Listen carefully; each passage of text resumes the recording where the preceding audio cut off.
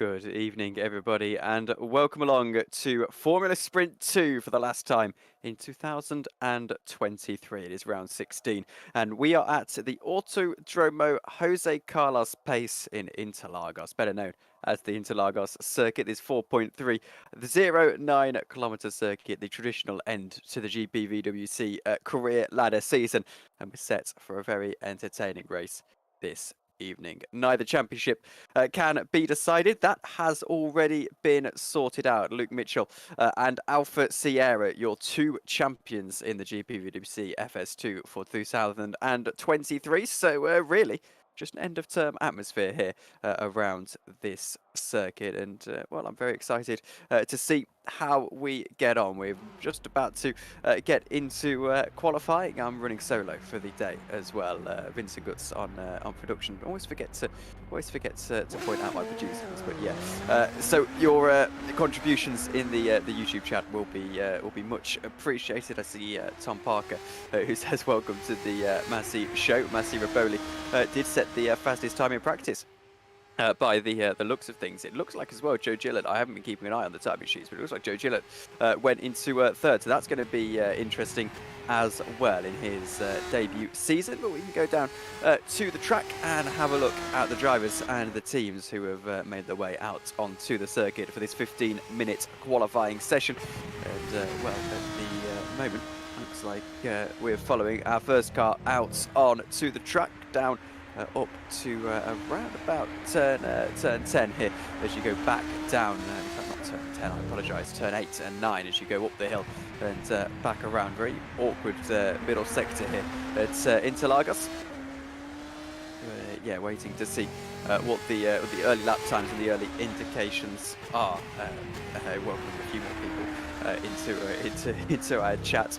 Alex Laho, I believe, is down there as well. As we could take a look at the circuit then and the cars that are making their way around.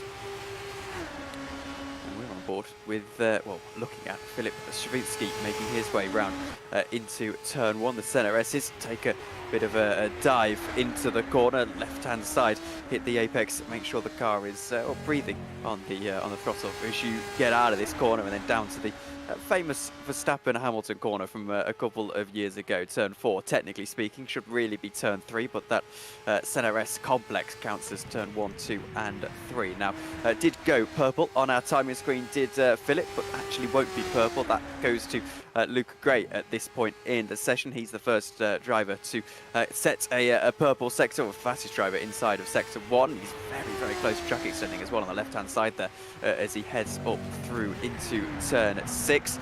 Now hits the brakes for the hairpins here. 2 DRS zones on the track here in Interlagos. We've got DRS zone down the straight from turn 3 into turn 4, and a DRS zone, of course, out of turn 15 down into the Senna S's. We'll see what benchmark Luca Gray can set down. However, Massey Raboli is the driver who has got himself the fastest first sector, and in terms of the second sector, it's Seva Panasenko who is the fastest of them all. Luca Gray's 41.6, not quite enough. We'll see what he's able to do as a banker then. Again, not too sure what the practice lap times are looking at, but as Luca Gray comes up to the line, 1.5 tenths off, goes up, not to first, he goes to third. Jack Nicholls sets the early pace as we had a flurry of lap times coming in. New livery as well by the looks of things for the Alpha Sierra, nice and kitted out in orange. That's very interesting. Not sure what it signifies. Not quite golden to signify their championship, of course. Maybe a Halloween special livery. It looks very nice regardless, as Massey comes up to the line, goes fastest by 3 tenths of a second, perhaps to be expected. I'm sure he'll be after a good performance to round out this season. He is in pursuit sort of that third spot with 2 races left. He needs to finish 27 points ahead of Roy Seifert, which looks well, quite possible here. Actually, he'll need 28 points over the course of the day to do that. Maka Tuamala is a little bit of a ways behind to really be classed as in contention for that third spot. We see top 5 reading then. Massey Raboli, Luca Thielen 600ths of a second off. Maxime Bilou in third. Nicholls and Caruala in the rest of the top Matthews Pishkan sits just outside in the 6th spot. So good news for the Reading Game crew at this part of the session. Dan Hayek yet to start a lap, or yet to complete a lap. Let's take a look at Massey then. It'd be nice if we could ride on board with him throughout the latter stage of Sector 2 and into Sector 3. See just about what he can do, trying to improve on that lap time, and at the moment improving quite a lot, really trying to put his foot down here. Massey to solidify himself as a pole position contender and a race win contender, and of course top 3 in the championship contender as well. Don't think he'll be into the pits this lap, and he won't. He's going to keep riding it out. DRS ablaze as well, up to the line. 121.7 is faster, but not as much faster as he would have liked, I'm sure. So there you go, 21.7 is 0.2 of a second, just about improvement. Pretty decent for him. Florian Hasse about to cross the line. He's going to jump up into 16th, so not the greatest lap from his perspective. Gets a little bit of a stake down into turn 1 as well. He'll be looking for a run towards the end of this session, I'm sure, with 10 minutes to go in that session. And you see Cariala just jumped ahead of Jack Nichols as well into 4th in the meantime. Dan Hayek goes into 11th. We're on board with Bobby Vakanov. We'll take you on board through Sector 2 here then at Interlagos. Down into the right-handed hairpin. And Tom Parker says 21.5 is the fastest in practice by Massey, so not quite where he expects to be at this point in the session. Then Bobby Vakanov continuing on into the final couple of corners here, goes through into turn 13, turn 14. This is where the DRS detection line is around this track, and you'll be all over that right-hand side curb. Just making sure that you don't overrun it though. Probably not particularly improving on this lap. 0.5 of a second down in Sector 2. Was 0.2 off in Sector 1 as well. We'll see what he can do. Wouldn't be surprised if he comes into the pits and goes past the committal line and into the pit lane then. Bobby Vakanov, careful not to speed. But there you go, he'll pull over and escape to the pits. Dan Hutt looking to cross the line, 22.8. Pretty decent lap time for his perspective, but only enough for 21st position. It's faster than his teammate Magnus Ockenhaug, that's for certain. Luke Mitchell goes up to 3rd, to the champion asserting himself in terms of a contention for a potential 1-2 finish at this point in the race. Jack Nichols is making his way through into that Sector 3, and we'll see what he's able to try to take that back. Not quite into Sector 3 just yet. Now he will be as he makes his way out of turn 10 and into turn 11 on board with Jack Nichols. Then had some promising pace in the early stages of this qualifying session to get himself up into 6th position. We'll see what he can do throughout the back end of this circuit. Puts the throttle down, 1/10 of a second off the pace of the qualifying pole position time at the moment. Let's see what Jack Nichols can do as he gets up just about to 6th gear, down here into the final corner, run up to the line. Won't actually go towards the left-hand side there, as most others would, and it won't matter because he goes up to 4th. It's a good lap from Jack Nichols, all things considered. Maxime Bilou joins him in the top 5 in 5th position. Had a lap time from Maxime Bilou, 0.5 of a second off of Massi Raboli. Here's Matthews Pishkan, purple in Sector 1.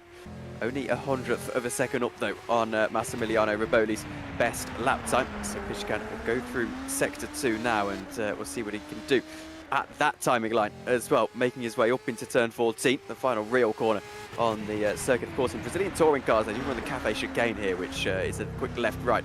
Pishkan's second sector lap time, though, not particularly impressive. 0.7 of a second off and not improving on his best either. We'll see if he chooses the pits on this lap for the Reading Game car. Looking at the line, it looks like he will, and he chooses to do so. So that's Pishkan into the pits. Just confirmed as well that he's going to be staying on with Reading Game for next season. So that's very exciting for him. Assuming, of course, we get to carry on into next year. I think that's both that most of the teams are in at this point in the season. Speaking of my team, Reading Game, then that is the other real battle going on in the, well, from our perspective at least, in the championship standings. Looking for that 10th position. Us, KKR, and Hook Performance all inside of that that battle between 9th, 10th, and 11th. That's really first season for us in GPVWC. Obviously, KKR and Hook Performance getting themselves established as well. They're battling all for that 10th position. And I mean, realistically not going to happen in terms of any of us chasing further up the orders. That's another battle to really, really keep an eye on. I suppose for 6th as well, between Optiminal and Kings Racing, and possibly for 4th. It looks like 3rd is pretty much decided inside of the standing. As Tom Parker says, it's close to 2nd as well in the team's championship. That's a good point. Only 6 points into the top 2 then. So that's interesting. As Alex Folks says, shut up about reading games. So my apologies for talking about a team that was on the screen. Alex, I'll take notes next time. Let's have a look at priority 1 then, because they're on the screen right now. And Joannis Kerala is purple in the 2nd sector. Goes through the DRS zone and then we'll come up to the line. Let's see what he's able to do. 121.9. That's a really good lap actually from Jonas. Goes into 3rd position, so he'll be happy with that. I love the livery as well on the priority 1 actually.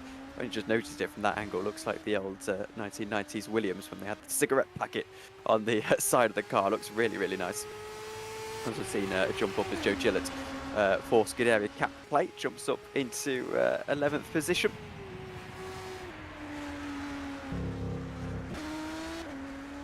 Let's see what Scott Mitchell can do. I thought perhaps at the start of this season it would be between him and Luke Mitchell for the championship. Scott possibly not quite had the time to practice with his various duties. I know he's very busy with following around the Formula 1 world, so possibly a reason for that. Here he comes up to the line though, and welcome to the world. Oscar as well. I assume that's Scott Mitchell welcoming a child to the world. He jumps up to 3rd to celebrate as well, so congratulations Scott, assuming that's what that's referring to.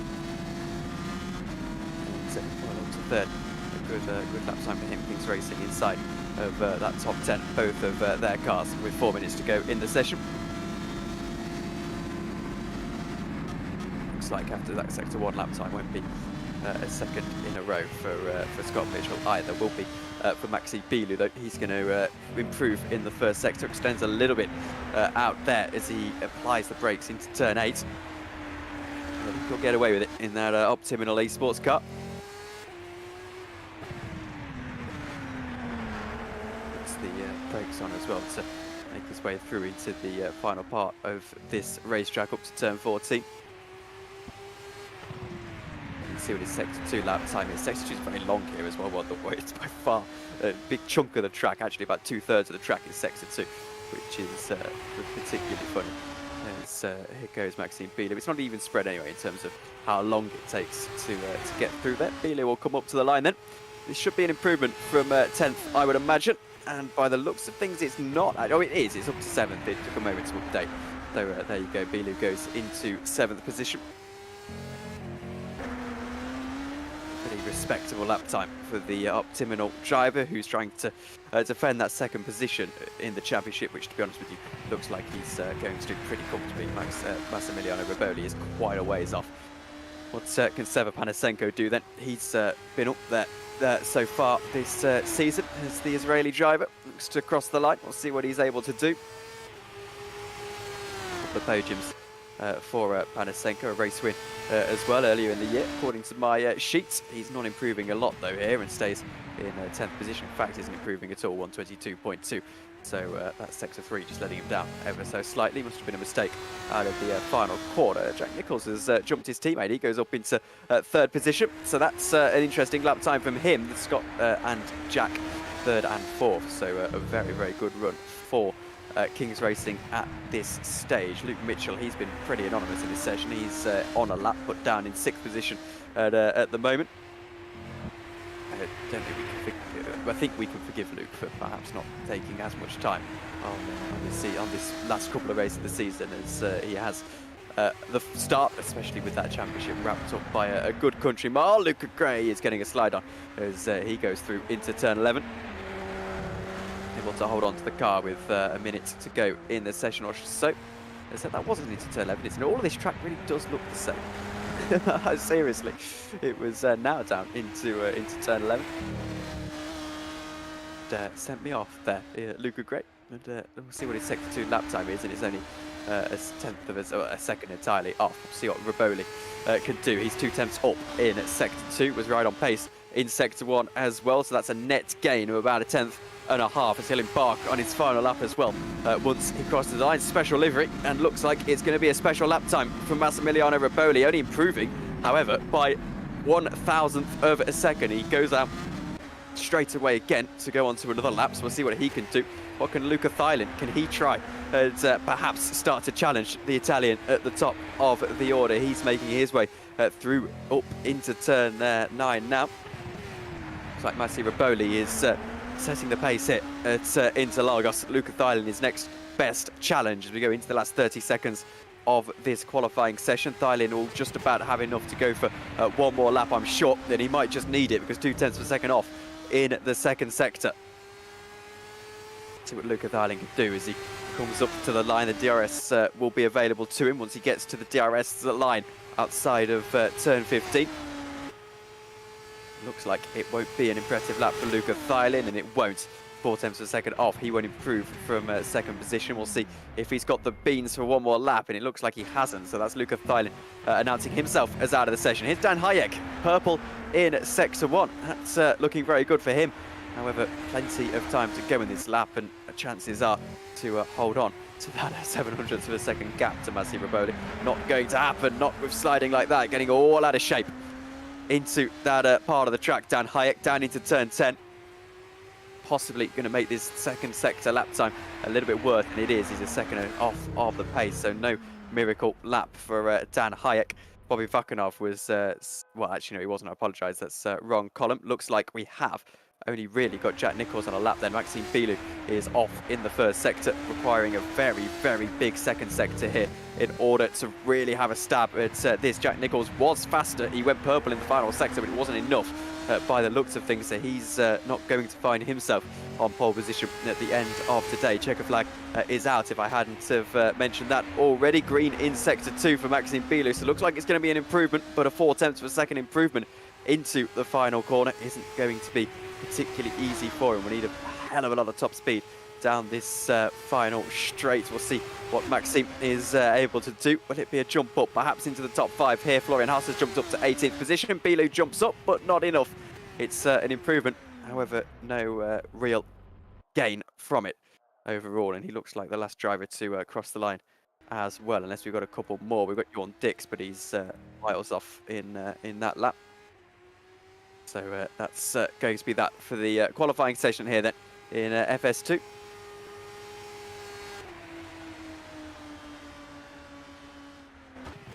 And Simon says, Streamer, sorry, says really came top speed merchants. Purple first sector, 7/10 off in the middle. Here's your grid then for the race. Massi Riboli takes the pole position. Luca Thailand just behind him. Jack Nicholls is in third. Scott Mitchell-Baum and Junius Kurala round out the top 5, 0.4 of a second in the entirety of our top 5. So really, really competitive. Luke Mitchell, your champion, is in 6th position with Craig Patterson in 7th. Maxime Bilou, Luca Gray and Joe Gillett, the rest of your top 10. It's Johan Dix in 11th position with Seva Panasenko in 12th. Mateusz Piszkan, Noah Tuamela and Mateusz Sokolowski round out what will be the points come the race.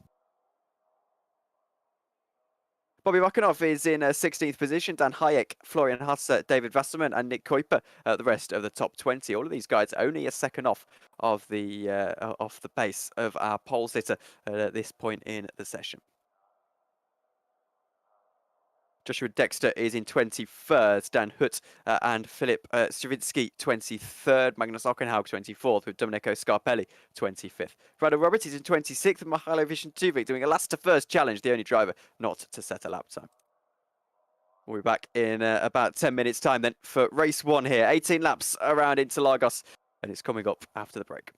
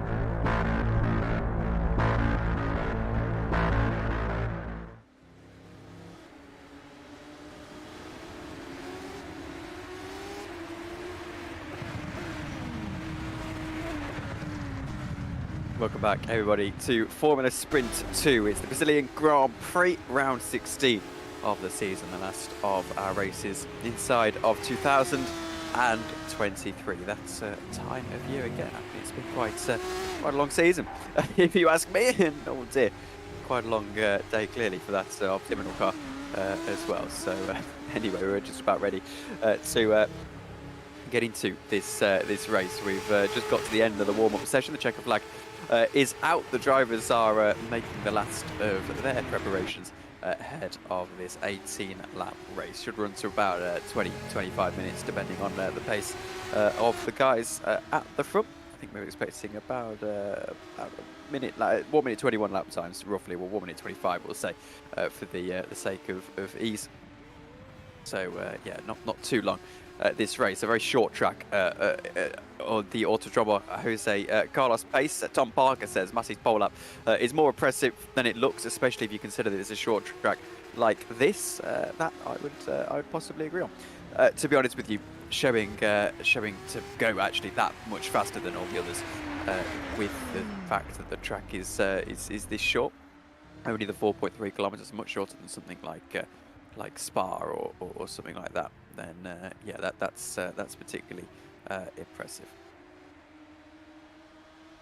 And yeah, so getting ready to go. It's an awkward pause while we wait for the session to change over. Can take anywhere between 2 weeks and 30 seconds in our Factor 2. Usually there's a bit of reaction as well in the not the YouTube chat, but in the chats for the Discord, because we're talking about the rain and the potential of rain over the next sort of 25-30 minutes or so. We're jumping into the box. This is news to me, but pleasant news, I have to say. Is that Ed Hunter sounds like he's going to be joining us for the rest of the session. So hello, Ed. You've come to save us from the solo. Well, I wouldn't put it that way, because I think that's doing you a bit of a disservice, Tom. But I thought it was more just to help you out and to give you someone to bounce off of and make the 2 FS2 race. I don't think I've missed the first race yet. I think it's about to start soon, isn't it? Yes, it is. But I didn't quite see who got on pole, because Pumpkins didn't overrun as much as I thought at Cub Scouts, let's put it that way. So everyone's set for Halloween, and I think we're set for the final race of the FS2 season. There is another one after this. It was Brazil the last one. This is the final race, round 16. There we go, right, okay. And, actually, race 2 will be the final one. But yes, yeah, well, being pedantic at that point, I think. We'll play last round. We'll pump it all in. Light rain is potential over the course of the next 20 minutes or so. Well, actually, Vincent sent me that about 10 minutes ago. So over the course of the next 10 minutes or so, expecting maybe a little bit of light rain. Usually, that means in FS2, it's not going to happen. That usually is how it goes. We say, oh, yeah, the rain's coming, it's coming, we promise, and then it just doesn't happen. So that's happened, I think, countless times this year, countless times last year as well. We've got a couple of wet races, so maybe it'll be interesting to see how that goes, especially with this grid. We've seen a few major incidents over the course of the last season, so we'll see if that happens again. But yeah, to fill you in, Ed, it's stalling slightly until we get to the grid here. It's Massey on pole by a country mile. He really did set a fantastic lap time. But yeah, other than that's pretty much all we need to know. King's Racing as well, 3rd and 4th on the grid, so that'll be interesting.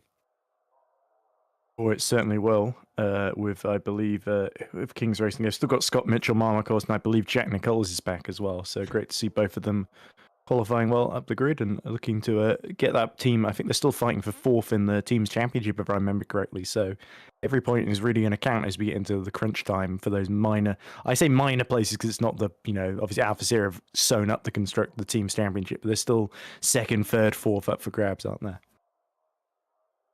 Yes, yeah, a few places we were discussing in the qualifying session. If you've been with us throughout, that there are a few places up for grabs. 2nd is reasonably hotly contested in the constructors or the teams. I appreciate David Jump might be watching and will be delighted to correct me when I say constructors.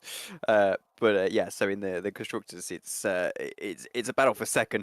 Battle, as you said, for 4th. Not as much of a battle, I don't think. I think KV86 Powerhouse and Priority 1 unlikely, if I'm being brutally honest and fair to them as well, that they'll be taking more than 19 points over each other over the next 2 races or so, and then actually the battle that I'm concerned about for 9th position and 10th position, just to secure that top 10 for Reading Game. But here we go. The weather situation is as follows, and I'm hearing exactly as expected that we've got to wait another 40 minutes before we get any rain. There's been a change in the situation, so thank you, Vincent, for keeping us updated on that. But I'm now wondering, Ed, what's the hold up here? They're obviously waiting for Yeah, probably just wait. Oh, they're waiting for Massi Riboli, I'm hearing, who apparently that would explain that. He wasn't joking about the PC issue. He's got a PC issue. That would sum up his season, wouldn't it? Yeah, he had that win at Singapore. Remember where we speculated in race 2 whether they were going to let Luke Mitchell through so he could secure the Drivers' Championship, a race early, because Bulio, I think, somehow fought his way up to 3rd in that race despite having an awful first lap and getting caught up in some melee somewhere. But yeah, so Riboli won that one. Apart from that, it's rarely seemed to go his way, I think. I'm trying to think if there was... although he did win last time out in Abu Dhabi, didn't he, as well, beating Joe Gillette, who is another driver with a pretty interesting future in FS2, I imagine, given his performances, especially in Academy, but also in that first weekend in the sort of first leg up in the GPV career ladder. But yeah, as you say, I've just taken a distracting look at the Constructors Teams Championships. It does say Constructors Championship table at the very top of the thing, but obviously they don't make the cars. They literally paint them, set them up, and race them. So well, I would argue that they construct them, at least. You know, they put the bits together. That would be my argument. We're getting into arguing about the GPV franchise now, aren't we? Yes, sort of politics. Yeah, but yeah. So Alpha Sierra 668 points, of course, already won the championship. Red Ven Racing second, 390, only 7 points ahead of Scuderia Cap Clay. So look out for the 2 red cars fighting over the red and black cars and just the red cars. And we've got KV86 Powerhouse on 349. So they're another nearly that'd be just over 30 points behind Scuderia Cap Clay. Priority 1 on 330, so they are 19 points down on KV86 Powerhouse. And 5th, Kings Racing are 6th actually on 323 points. So very important for them to score here, catch back up that 7-point gap to Priority 1. Because remember, Craig Patterson has been going very, very quickly in the last couple of races for Priority 1. So they are a big threat here as we're still waiting. So let me keep filling in. Optimal Esports, there we go. 7th. There we go. Looks like we are about to go on the grid, so I would assume Massi Riboli has found his way back into the server and out of his computer problems. Hopefully. We can only hope, because well, otherwise it'd Either that or they've given up waiting for him. Yeah, or he's by his own admission given up or something. Let's see if we can check chat to see what's going on in there. And I'm hearing we don't see him on the server, so I'm not too sure what's going on. He posted 4 minutes ago that his game has melted. Okay, his verifying files, so he won't be here for race 1. Hopefully he can get in for race 2, where he will be starting on the back. Of course, that is bitterly disappointing because he was in that battle for second in the Constructors. What a gift this is for Luca Thylin, though, who will now start on in the driver. Sorry, thank you, Vincent, for correcting me on that. So Thylin will now effectively be starting on pole position. In fact, he will be starting on pole position. Had this happen in real life, of course, we would have a situation where Luca Thylin would actually have to start in the second spot. But here, he just gets bumped up a spot and gets to go and sit in that pole position. So that's a gift for him, and everyone else obviously gets bumped up as well. Let's take a look at your grid then. As we get into the formation lap here, only a short track, so we have to be relatively speedy on this. It is Luca Thylin, Jack Nichols on row 1, Scott Mitchell-Baum and Johannes Kurala on row 2. The Kings Racing battle could be really interesting to try and put some pressure on Lucas as we go through the course of the day. Luke Mitchell, champion, is on row 3 alongside Craig Patterson, with Maxime Bilou and Luca Gray on row 4. Row 5 is made up of Joe Gillett and Jorn Dix, with Sever Panasenko and Matthews Pishkan on row 6. Row 7 is Noah Tuamela and Mateusz Sokolowski, with Bobby Vokanov and Dan Hayek on row 8.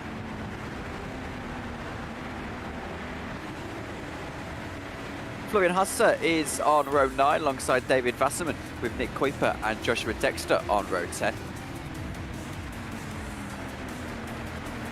Row 11 is made up of Dan Hutt and Filip Sawinski, with Magnus Hockenhaug and Domenico Scarpelli on row 12. Row 13 is Brandon Roberts and Mihajlo Tuvik. That is the grid. And we've got to be really quick here because that formation lap, that grid has taken up the entirety of the formation lap. But who are your predictions for victory today? Well, it's always hard to look past Luke Mitchell starting now in 5th, of course. Luca Filan was on the podium at Japan in race 1 as well, just behind Craig Patterson. So cool to see both the Priority 1 drivers right behind the Kings Racing cars, who are starting 2nd and 3rd, of course. I think it's going to be quite chaotic. I have a feeling it's going to be either one of those Kings cars, probably Jack Nicholls or Scott Mitchell-Marm, that comes away with this. I don't think Luca Filan is going to have quite enough in the tank to hold on to that lead, but we'll see. And Jonas Karula, I think he's going to be one to watch after his impressive quality lap too. Yeah, certainly. So let's get going then for not quite a final time in FS2 in 2023, because you've got one more race to come after this one a little bit later on this evening. But we can get going with lights out and away we go. A jump start for Florian Husser gets him a penalty straight away as Jack Nicholls goes to the lead of the race off of the first corner. That's a fantastic start for him. His teammate Scott Mitchell-Marm is absolutely swallowed up in the background as carnage starts to unfold side by side here as we go through into turn 3. I think I saw 3 or 4 carts going off there for a moment. It's Jack Nicholls who has the lead by a couple of kart lengths as well, 3 wide at the back, as Luke Mitchell is trying to make up a position where he can, but he's not able to find a way through on this occasion. So it's Jack Nicholls from Luca Thielen, Jones Corrala and Craig Patterson, your 2 Priority 1 drivers in 4th and in 3rd and 4th, I should say. Luke Mitchell made up a spot to go into 5th. What a poor start for Scott Mitchell-Marm, who falls out dead of the top 10. Yeah, he just didn't get the getaway, and then, as you say, he just got absolutely swamped and fell down to initially to 12th, but he's fought back up to 10th almost immediately. So definitely can't count him out, as Luca Gray is swarming all over the back of our 2023 FS2 champion, Luke Mitchell, as he tries to fight through to try and join his teammate. Filan nearly got jumped by Kurala there, actually in the P1 at the start, but he really fought back well down the Retroposta to get the slipstream and get back ahead into turn 4 to Cito de Largo. So really, really intelligent driving from Filan there, and I think he's going to try and chase down Jack Nicholls, who's already 6 tenths ahead of him. Here we go, Luca Gray, rather not Luke Nicholls, Luca Gray putting pressure on Luke Mitchell as we go down into turn 1. In the background, Dan Hayek trying to make up a spot. This is a brave dive on Scott Mitchell-Marm and gets himself back into 10th position. So Mitchell-Marm falls out of the top 10 once again, preparing for a monsoon, apparently, according to Shimon Frelich in the chat. Here goes the battle again between Mitchell-Marm and Dan Hayek. Scott goes back to the outside line, knowing he's got top 3 pace in this race. To the outside he goes and tries to sweep all the way. Dan Hayek runs him off the road slightly, and Scott has to go onto the grass to take evasive action. That was very, very aggressive defence from Dan Hayek, to be honest with you. Wouldn't surprise me if he just simply understeered into Scott there and didn't have much say in it. But Scott Mitchell-Marm has to wait to reload that attack in a few moments' time. Luca Thielen is keeping Jack Nicholls honest, only 6 tenths of a second in that battle. Meanwhile, further behind, Kurala and Patterson happy to run formation flying. Here is the battle between Thielen and Nicholls then as they go through into turn 14. We'll see if there is going to be any change for position. Thielen gets a better run out of the corner and can start to really apply that pressure. Only 2 tenths of a second in between the two of them. DRS not yet enabled, but by the looks of things, Luca Thielen might not even need the help of that DRS system. Here he goes to the outside line. On this occasion, he's got the fastest lap of the race as well for his troubles. Swoops all the way around the outside of the centre S's, and that is going to be a very tidy move.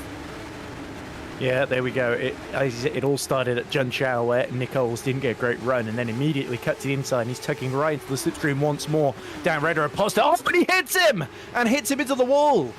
That's disastrous, Tom, but he has let him back through. Yeah, so there you go. Jack Nicholls just not quite appreciating where the front of his car was there, and tapped around the rear end of Luca Thailand. That was a little bit frustrating, and Thailand, thankfully, Jack Nicholls lets him back through. So that's good sportsmanship for Jack there. Kerala, that he's brought him back into this battle. So that's certainly an interesting one. Luke Mitchell is stalking as well, I'm sure, trying to avenge his teammate. Talk us through the incident then, Ed. Yeah, it was sort of a late move, and Nicholls sort of made 3 moves there, didn't he, across, and Luca Thailand sort of gets rudely bumped in the rear into the barrier. Luckily, he doesn't get any damage. He's able to collect himself, and Nicholls eases out the throttle and lets him back through. But it was a scary, scary moment for both of them, really. I think Jack here literally just backed out of the throttle too late. He was trying to touches the tail light, the rain light. Oh, dearie me. That's really, really unlucky, isn't it? He thought he had the room and then didn't. So, yeah, no, I don't really see why the stewards have penalised that, to be honest with you. It seemed like he gave up all the advantage anyway. Craig Patterson goes to the inside line, and that actually, he's on the outside line, and he's forced off the track slightly. So that allows Luca Graham to go through, albeit quite aggressively on lap 4 of this race. What can Patterson do in response? So you've got Sever Panasenko on the outside line as well. He's trying to get himself up into 6th position, tries to hold on to it. Craig Patterson falls down 2 positions then, and loses out against the other 2. So that is a massive, massive frustration for Craig Patterson. Further ahead, Jack Nicholls was alongside for the lead of the race for a brief second there as we went down into turn 6. I think Luca Thailand just about got ahead as yellow flags in sector 2. Can't see anyone spinning around. I do wonder what those yellow flags were. Perhaps someone at the back of the grid. Scarpelli, I'm hearing in my ear, potentially had the incident. But there you go, productive start. And our 2 race leaders, I think, are going to do battle again very, very shortly.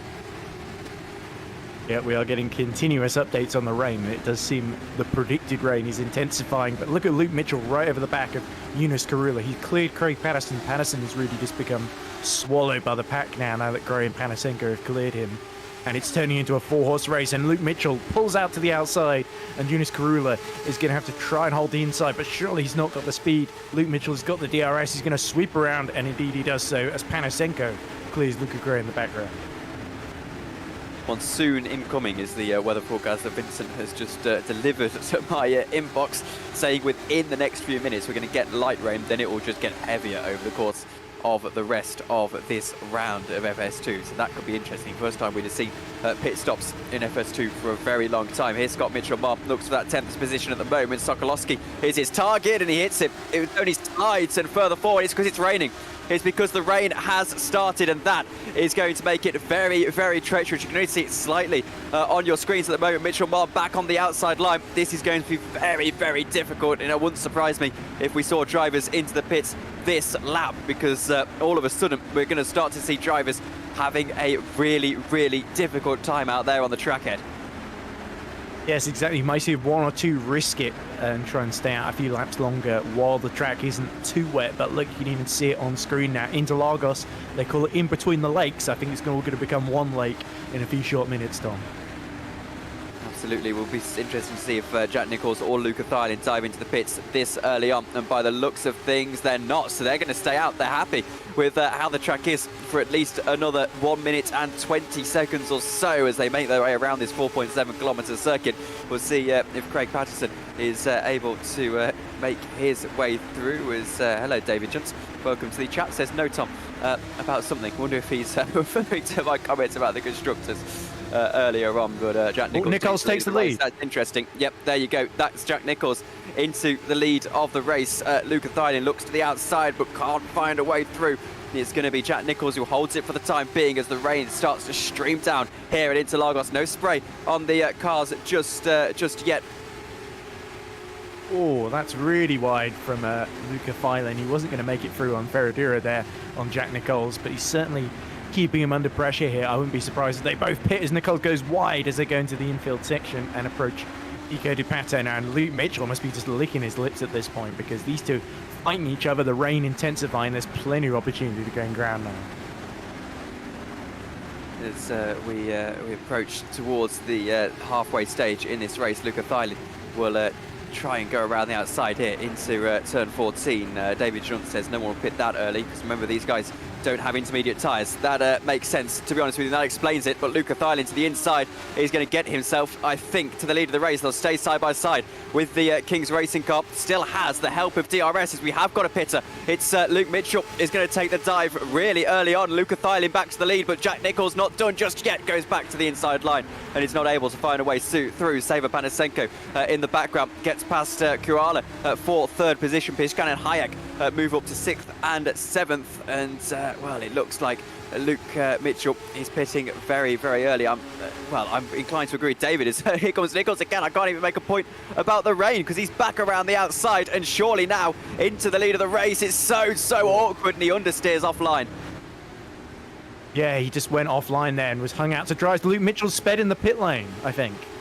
That would make sense. Dear. Remember, the pit lane hasn't got cars going around in it, so it means that it's even wetter at that part of the track, and now they're looking to struggle. I think it's going to get to the point within the next lap and a half where we do see drivers coming in to the pits. Maxime Bilou has taken the dive, so has Wasserman in 20th. This Bobby Vakunov looking to apply pressure to Dan Hayek, who's having his sorts of trouble as well. Remember, Reading Game running a very, very low downforce setup, which means they'll be struggling even more in the Interlagos deluge. This is going to be difficult. David's saying you need to stay online. That's also a really good point because the drivers, second they go offline, will just get sent round. And I think maybe a sensible time for Jack Nicholls, certainly now, to get the dump on Luca Thailand coming to the pits.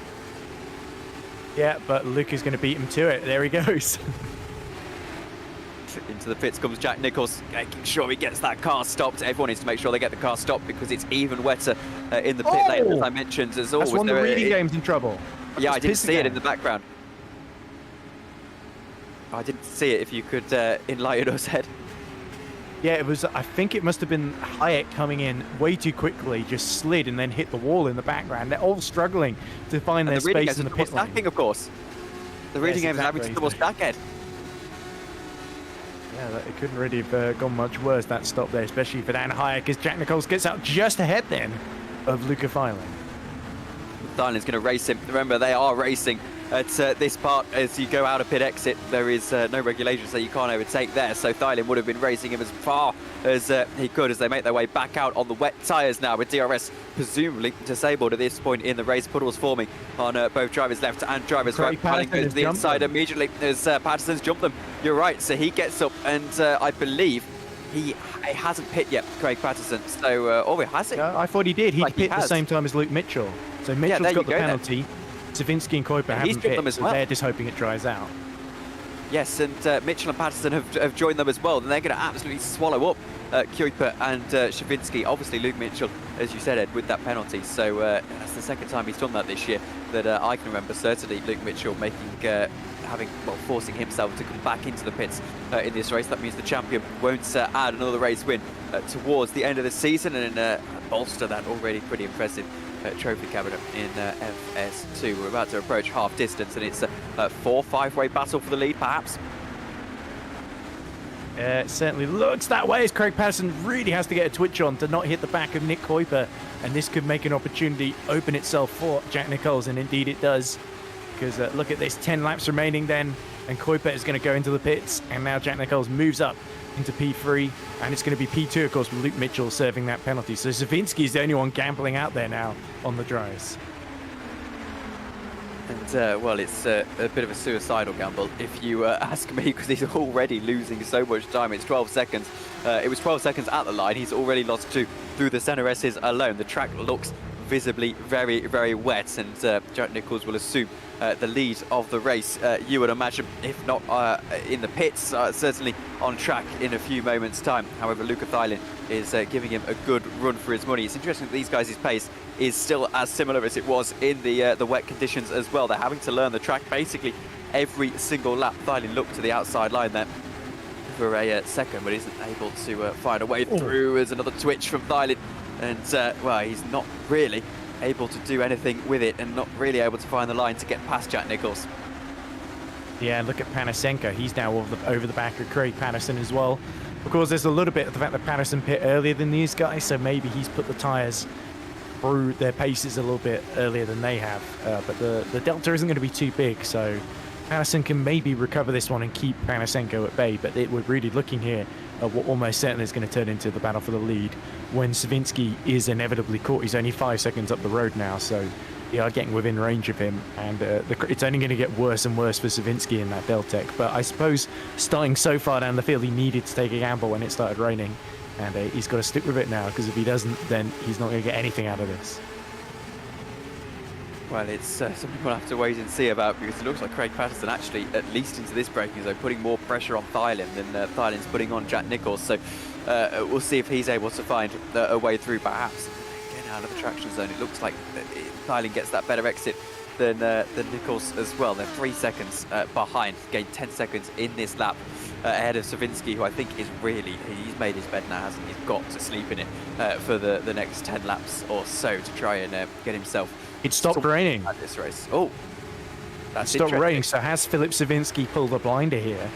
Because if it doesn't start raining again, then suddenly the track's going to start coming to him. And these guys who've just caught up to him, they need to make hay now while it's still really, really wet, because otherwise Filip Savinski might see the track come back into his favour. But it doesn't tend to dry out too quickly here in Brazil. So I think actually Nicholls and Thailand might still be quids in here. Potentially, they're going to have to get around him first. And the good news is that he's got quite a gap behind them. If he can hold Jack up for a little while here, even a couple of corners, that could play into his advantage. The track will be drying up, but the question is, are we going to get more rain? Is this contact between Thailand and Nicholls? They're really creating form, as helping himself around the outside is Craig Patterson to what will be the net lead of the race, potentially, depending on what Savinski can do here. Jack Nicholls will try and come back at him immediately, and it looks like we might run 3 wide for the lead of the race between Patterson, Thailand and Nicholls, and we do. Thailand goes down the inside line, needs to remember that the car directly ahead of him as Patterson's tapped round by Jack Nicholls. Sava Panasenko goes through. That allows Patterson to assume 3rd position. Thailand gets to the lead of the race ahead of Filip Savinski, who's going to fall down. Patterson should get past him as well, but now Jack Nicholls has gone from battling for the lead of the race to battling Sava Panasenko to simply stay in the top 5 / on the podium. Here goes Patterson down the inside of Savinski, who just needs to keep himself out of trouble at this point, but that track will be coming to him as we go throughout. My only question is, we see the dry line still forming, is that has the rain started again? Yes, it has, Tom. So that's good news for Thailand, Patterson, Nicholls, and Panasenko. But yeah, Jack Nicholls really lost out there in all that confusion, because he was sort of unlucky. He was the first to come up against Filip Savinski, and then got tapped in the back by Thailand, and then there was the contact with Patterson as well, which allowed Craig Patterson to keep up the inside there. It's difficult to really say how that one happened. I think it was just one of those things where Craig Patterson was there at the inside, Nicholls was turning a bit, and unfortunately turned it into the path of Craig Patterson there, so I don't think it was deliberate by any stretch, of course. But now Panasenko is going to have to really fight to keep Nicholls behind him and stay on the podium, which he's somehow lifted that VMS car into. Luca Thailand now, he started on pole, now he's back where he hoped he would be. Yeah, and no, he's probably got good value for his troubles as well. I don't think any of these battles have gone past more than sort of rubbing his racing, and I think as a steward, you've got to give a little bit more give and take when it comes to these wet conditions. Don't you agree, Ed, in that, yes, Patterson's got off, but actually the net result is that the penalty for Nicholls would be even harsher? It would, certainly, but look at this. Patterson really having to defend from that VMS of Panasenko. Sava Panasenko looks really quick in a straight line as well. I wonder if he's done like the reading game cars have and gone for that sort of straight line speed advantage. The other thing that Savinski's, we see Sokolowski now deposing him, is that these cars on the wet tyres just crowd him off the dry line, and off that dry line it's like driving on ice. You see Craig Patterson just about struggling to keep it on the road, and Panasenko loses it and Jack Nicholls goes wide. So playing into the hands of Thailand, Craig Patterson is on a fantastic drive into second position, lap 12 of 18 in this race, and he looks like he's just about holding on for the moment. Jack Nicholls, I don't think, well, he's got the pace over Sava Panasenko, that's for certain, as Scott Mitchell-Marm gets past Joe Gillett in the meantime. He's got the pace on Sava Panasenko, however, has he got the look to try and get past him as well, and to start to challenge Thailand, who is starting to run away with this race somewhat. That rain is still going to make that track even wetter and wetter. I think we got in that sort of dry lap we had. As here goes Panasenko to the outside line. As you see the spray starting to kick up now, it's getting even wetter. Panasenko will get through. He goes to second position ahead of Craig Patterson, showing that the slipstream can still work in these Formula Sprint 2 cars. But yeah, I'm starting to think that perhaps Patterson has another look here, that perhaps we've got a situation where it's going to become even more difficult, and the guys who've got that higher downforce setup are going to have this race play into their hands towards the end of it as well. Jack Nicholls trying to get involved. This is Patterson and Panasenko all involved in that battle for second. However, it doesn't quite materialise on the exit of that corner. Yeah, and Jonas Karula, who was in 5th position, I think he's tripped up trying to get past Savinsky, and he's fallen back down to 12th then. So big shame for the second P1, but Craig Patterson still in that fight for second place, and Panasenko, who, as I said, has sort of come out of nowhere in this race to get up into P2, now looks, if he can just hold Craig Patterson at bay, and Jack Nicholls too, then maybe he can challenge Finan for the lead here, with just a few more laps to go. Just the 5 laps to go. 4 at the 5 at the line, even I should say. 6 at the moment. Well, we'll see if there are going to be any changes here. This battle has been absolutely thoroughly entertaining for the lead of the race. Patterson under pressure. Jack Nicholls will go to the inside line. That allows Nicholls to have a proper run, and Patterson's mistake is going to be costly here. Jack Nicholls in the King's racing car goes to the inside, but Patterson has a bucket full of straight line speed and will keep in check and keep trying to attack and counter-attack here against Jack Nicholls. 5 laps to go is the call at the top of the timing screen, and to the outside line goes Craig Patterson on Jack Nicholls to try and swoop it all the way around. Looks to cross over the lines to get a better run out of turn 2, but at the end of the day, not quite going to happen for him as we go through turn 3.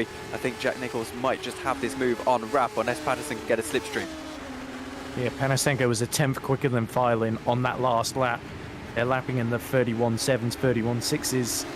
Jack Nicholls 31.5. Craig Patterson 1:32.4 that last lap. Everyone else is in the 32s and 35s, bizarrely, in the form of Jonas Karula, who continues to struggle down there in 11th. Now he's got Dan Hayek all over the back of him. Well, you see Magnus Ockenhagen now putting pressure on Joe Gillett, as refers to himself as a little bit of a journeyman. 3 teams in 3 races. Joe Gillett in the FS2 races he's done towards the end of the season. Little birdie's told me he might have a full-time seat come the the next year anyway, so we'll see how that is going to stack up. I think plenty of options on the table for Joe Gillett at this point in this season. We'll see if he can hold on to this position ahead of Magnus Ockenhaug, who's got some podium finishing pedigree this season himself, but Gillett looks a little bit stronger perhaps through that part of the track, and actually himself is possibly looking to attack stop Mitchell Marm for 7th then.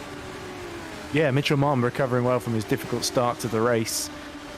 Much like we saw at Craig Patterson, it was really the change for the wet tyres at the right time that really benefited him there. I think he pit right along with his brother and Craig Patterson as well. But here comes Joe Gillett then. Is he going to swing out to the outside into the centre rest? No, he gets cut off there, and now even has Magnus Ockenhaug close on the brakes as they go through and negotiate onto Curva de Sol. And it's not a great run out here from Scott Mitchell Marm. So Joe Gillett is going to try and go all the way around the outside in a ring of death, but that could open it up once more. Or Magnus Ockenhaug, and Ockenhaug is just going to try and go up the inside of both of them in one fell swoop, but Joe Gillett is not about to give that up without a fight as they go through turn 4. Joe Gillett is going to lose out in terms of being pushed offline ever so slightly, and the Scuderia Cap Clay will have to be content with 9th position. Yeah, absolutely, and I think it's about time Ockenhaug got through. Gillett will go on the inside though, try and go a bit for a dive bomb. He's under pressure as well. Bobby Buchan off behind. It's nowhere near over for him. I think he's driving Tommy Guvian's car as well, judging by that. Let's have a look at Dan Hayek then, fighting for the minor points positions. This is Luca Gray that he's battling with. But Luca Gray looks to have the measure on him, at least for the next couple of moments. Well, I think we're about to switch back over to the battle for the lead, because there's only 4 tenths of a second battle for, I apologise, the podium, because only 5 tenths of a second in between Nicholls and Panasenko. If we go through into that turn 1, Nicholls is right behind Seva Panasenko, but I don't think close enough behind to maybe go for a move into turn 1. Going to have to wait to the outside of that corner. As down to turn 1 we go. Dan Hutt and Magnus Ockenhaug all battling for 7th position. Ockenhaug under pressure from Scott Mitchell Marm. As he Somehow getting through on Scott Mitchell-Marm, actually. Oh, it is. Going around Actually, the you're outside. correct on that. Yeah, he went around the outside. Mitchell-Marm tried to come back at him, but no doing. We'll see what Joe Gillett can do on Scott Mitchell-Marm as we go down into turn 4. Puts the throttle up, looks to go with the car behind him. Bobby Vakanov gets the run on Scott Mitchell-Marm and should get the position as well on the brakes. He's not as good as Scott Mitchell-Marm, not as good as Bobby Vakanov either, who goes all the way around the outside, takes off the racetrack, and that allows Joe Gillett to hold on to that 9th spot. I would argue Bobby Vakanov maybe a little too good on the brakes there into turn 4, but the braking distances extend so much in the wet. It can really catch you out in crucial battles like that one. And look at that. Oh, Okinawa doing well just to hold on to that on the exit of Ferradura there. And that's going to keep Scott Mitchell-Marm in play here. As these wet tyres, it's so easy to overheat them as well at this phase when the rain isn't quite as intense as it was when it first started falling. In fact, it stopped again with 2 laps to go. Well, as we get out of turn 14 and down the pitch straight here at Interlagos, we see Jack Nicholls putting the pressure on. It's dropped out for a moment there. Welcome back in. It's all the crazy weather. Oh, I did that deliberately. I was trying to make sure I wasn't falling behind in commentary because there was a big gap before you started talking. And I thought, is it lagged on me? So he's hearing me after I've stopped and stuff like that. But anyway, that doesn't really matter. Here comes Joe Gillett again to try and challenge Scott Mitchell-Marm for that 8th position as they come into turn 1, and Scott Mitchell-Marm is just going to make him go the absolute long way around here. Is Joe Gillett going to pull it off? Oh, he's going to try. Oh, and they tangle. Oh dear, that was a bit optimistic from Joe there. Yeah, and falls down, so he'll have to settle, I think, for 10th for a little while. Here's Dan Hayek, Kerala just ahead of him, goes to the outside line. Kerala, remember, started right up with the front runners. Dan Hayek gets the run, and on that dry line as well, will go for a very aggressive defence. I don't think you want to do that. And look at the braking. Yeah, look at the braking performance. That's all caused by the fact that we've got a bit of a dry line, because I think the rain has stopped. That dry line has been forming, which meant that Kerala just got the better braking. Dan didn't need to defend that. Yeah, and now it looks like Panasenko's got the gap to file into just under a second now.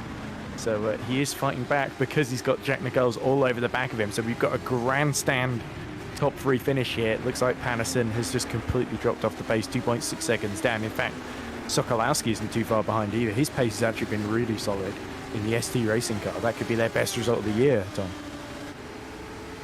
Yeah, absolutely, and we'll see as we head into the final lap of the race what Nicholls can do. If he gets into second now, he can then chase after Thailand and set up something out of the final corner, but he can't get through just yet. Panasenko is going to defend. Yellow flags in sector 2 for a moment. Someone's come a cropper at some point in the track. That gets cleared very quickly. So Brandon Roberts, I'm hearing, will stay with this battle though, because it's going to hot up as we have the sun come back out here at Interlagos. What can Jack Nicholls do? Has he got the speed to try and attack Panasenko? I don't think he has. The Sever Panasenko has to stay. Jack Nicholls has to stay where he is. The Sever Panasenko stays in second, but he now has to turn his attention surely to Luca Thailand, still under a second. By the way, those wondering what happened to Luke Mitchell, he gambled on another set of dry tyres. So not only did he speed in the pit lane, he hit another set of dry tyres, hoping it would dry out, and it's not quite worked out for him. So he is down in 22nd position, I think. So he did even worse than Savinsky, who's down in 18th, who also just stayed out on the same set of dry tyres he started on. But look at Jack Nicholls, not going to give up right until the flag, trying to get that second position. And I don't think Panasenko's given up on the lead of the race just yet. Luca Thailand looks like he is going to win it though. One more corner to go for Luca Thailand, and I think he's just about going to do this. It's about Nicholls versus Panasenko. 1.1 seconds, probably too much for Panasenko to overcome at this point in the race. Nicholls is going to try and get him up to the line as the rain starts to fall once again, but Luca Thailand takes victory in the penultimate race of the GPVWC FS2 season. A fantastic drive in the challenging conditions for him. Drag race to the line between Nicholls and Panasenko, but by 0.05 of a second, Sever Panasenko gets that position. A fantastic race to the line between the two of them. I think it was at 8300s it's showing on my timing screen, but anyway, here come the other finishes. It was mighty close there as we see somebody missing the rear wing. Is that looks like Corrales, and no wonder he was struggling. He's got no front or rear downforce, and now Savinsky on his dry tyres is going to be so much quicker here, but there's no way through. No way through at all, and well, I don't want to be applying the brakes with that that lack of rear wing, and I think we might be about to find out. Yeah, there you go. straight into the wall. But Kerala at least holds on to the position, and well, look at that, half a car. It was basically Formula Ford down into turn 1, but that is the race. That is most of the cars, I think, if not all, crossing the line as well. Just a couple of DNFs. That was entertaining. I think we're going to be getting this awkward wet to dry to wet sort of race again in race 2. Here's a replay. This is what happens to Yunus then. So is this the lap before? Rear wing is definitely on at this point. Mateusz Piskazan, oh, tries to go to the inside and ends up collecting him. Or was that Dan Hayek who hit him there? One of the two. Oh, and then the damage happened as he reversed out there. That was a bit awkward as the optimal car who collected him too. I think it was Pitchcam, because it was the black teapot, which is Pitchcam's car, if I'm not mistaken. You'd think I'd know. Was that Bulio who just passed him there though? And then that must be, oh no, that must be one of the red van cars that's ahead of him as well. Anyway, let's have a look, replay the start then. And there's Scott Mitchell-Marm just dropping down. And then, oh, one of the Scuderia Cat Clays just sent completely off there as Noah Toomela just got completely squeezed either side there. Nothing he could have done to get out of that one. It just made even more carnage at the back. Let's take a look forward to see one more replay at the start of your race results. Dexter goes to the inside, and yeah, I think he got through. He didn't get through because he got tapped back. Collected by the KV86, didn't he? Saved it well though, or did he make contact? No, he didn't. So he saved it actually quite well in the end. Yeah, okay, so let's take a look at your results as we quickly get them up on to the screen.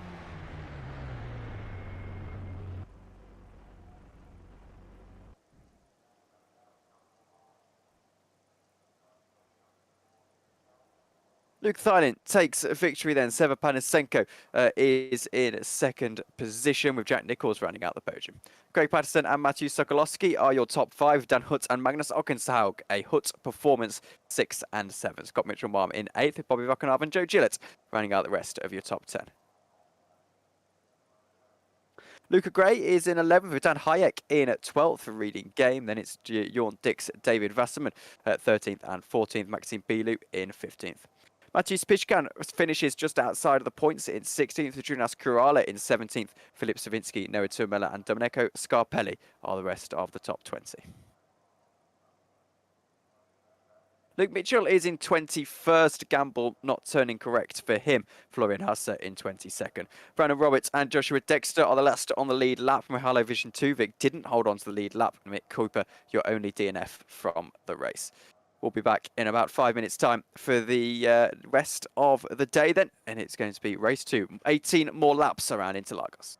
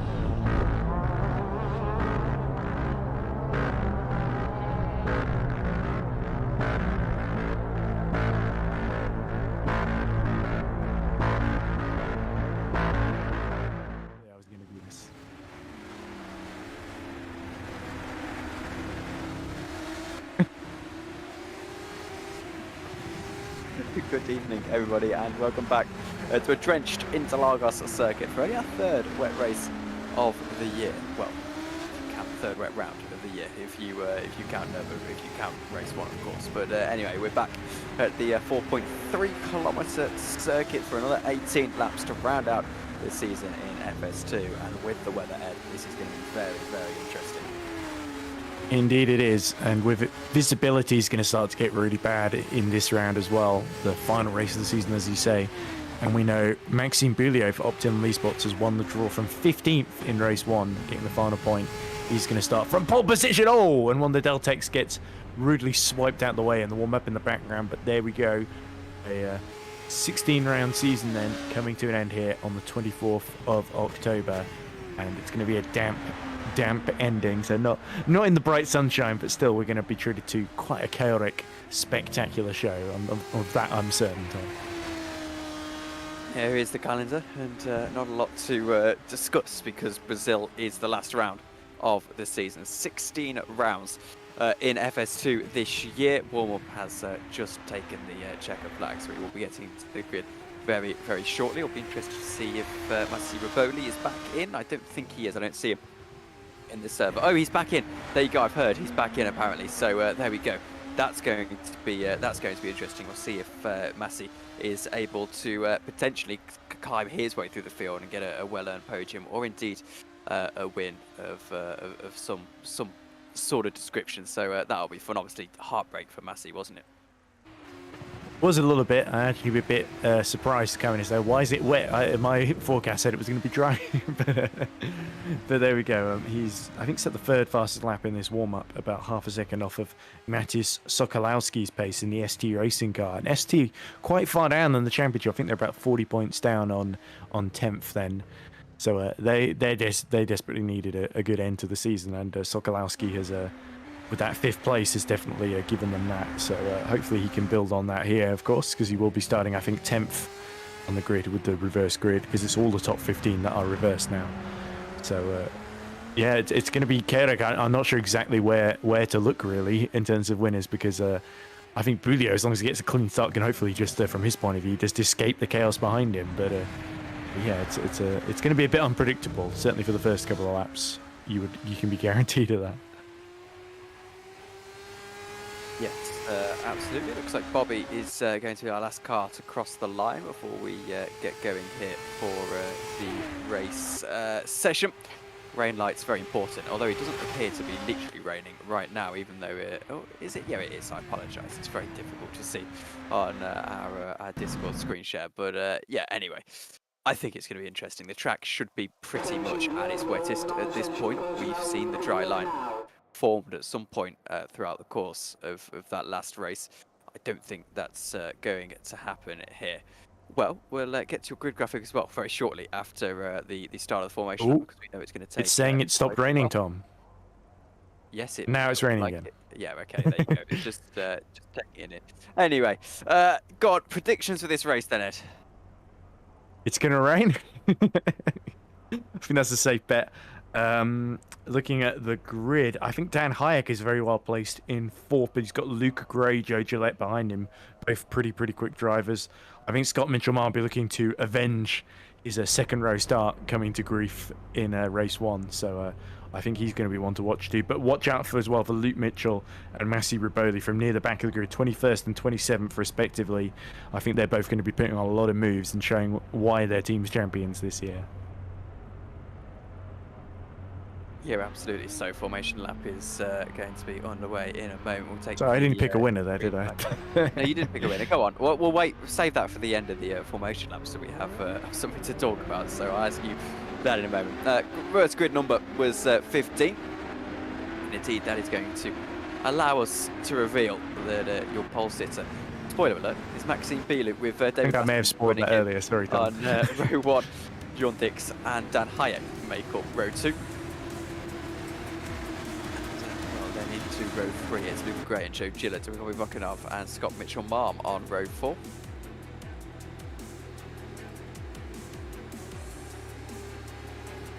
Row 5 is made up of Magnus Ockenhag and Dan Hutt, Matthew Sokolowski and Craig Patterson on row 6. Row 7 is made up of Jack Nichols and Severo Panasenko, with Luka Thylin rounding out the rest of the points. Matthews Pishkan joins him on row 8, starting one spot outside of your points paying positions. Row 9 is made up of Johannes Kurala and Filip Shavitsky, with Noah Tomella and Domenico Scarpelli on row 10.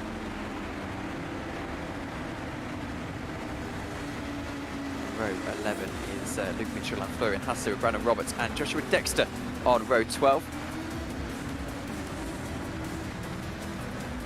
And finally, this is Mihajlo Vicentuvik, Nick Kuiper and Massi Raboli has rejoined us to start from the back of the grid. Severo Panasenko on slick tyres at this point in the race, and that I don't think is going to work well for him, Ed. He's certainly going to have a lot of trouble in the first part of this, unless he knows something that we don't about the weather.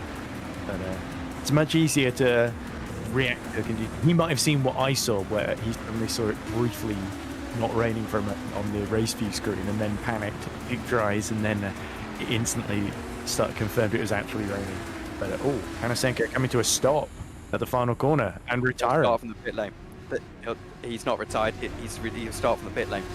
He's allowed to go back out. He'll just start from pit exit. What's happened there is he's applied his setup and completely forgot that he had to change his tyres again. And there you go. That's happened exactly on race view as well. He's put dry tyres on, so he's just going to start wet tyres rather. He's going to start from the pit lane, I believe. We have the rest of our cars assuming the back of the grid. Massi Raboli takes his grid slot, and we get ready to go for one final time in 2023. Formula Sprint 2 gets ready to go green, and it's lights out, and away we go. The lights go away, and we can see that it's a good start for second place here in this race, as Wasserman goes down the inside line to try and get ahead of Maxime Bielu, who gets better braking performance on that outside line. In the background, the red Ven car of Jorn Dix is able to go into third position. Dan Hayek had a little bit of a look at him for a moment, but not able to find a way through as we go out of turn 3 and down into turn 4. Jorn Dix goes to defend ahead of Dan Hayek. Dan not really able to put much pressure onto him, and just about in the spray. I can see Joe Gillett looking for a move on Luca Gray down the inside. There is another one of the Hook Performance cars. I believe that might be Dan Hood himself actually looking ahead of Mateusz Sokolowski, if I'm not mistaken. It is, and he'll go around the outside and get into 9th position. A remarkably clean start considering it's an absolute deluge. Yeah, Sokolowski now being passed by Patterson and challenged by our race 1 winner Thylin, who's already up to 12th. But yeah, the positions are going to be chopping and changing as we go through. Wasserman had a really strong start and was almost able to get alongside Bielu on the run into turn 1 there, but unfortunately for him, Bielu was able to just hang it out around the outside, and it was similar with Jorn Dix and Luca Gray, where Gray had a better start, but on the unoptimal side of the grid wasn't able to take advantage of it. And look at this, Luca Gray certainly hasn't made it. What on earth has happened to Dan Hayek? Because I thought he was in P4, and he seems to have completely dropped it in the middle of this first lap somewhere, Tom. So yeah, Dan Hayek is disappointing end to a season that's been actually pretty difficult for him as well since joining Reading Game towards the first couple of rounds. Down the inside, there goes Jorn Dix. He's going to get himself into third position, unless Luca Gray has anything to say about it. He goes down the inside into the second part of the centre S's and just about holds on to that spot. A good save for Luca Gray, a good counter-attack as well. Yellow flags in sector 1. Sounds to me like potentially Massi Raboli has had a spin down to turn 1.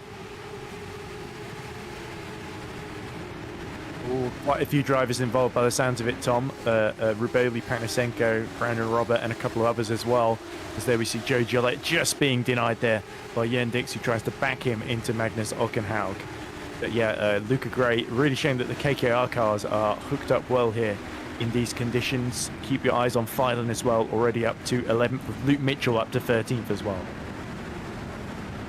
And yeah, absolutely, that's a good start for Luke Mitchell as we see a replay.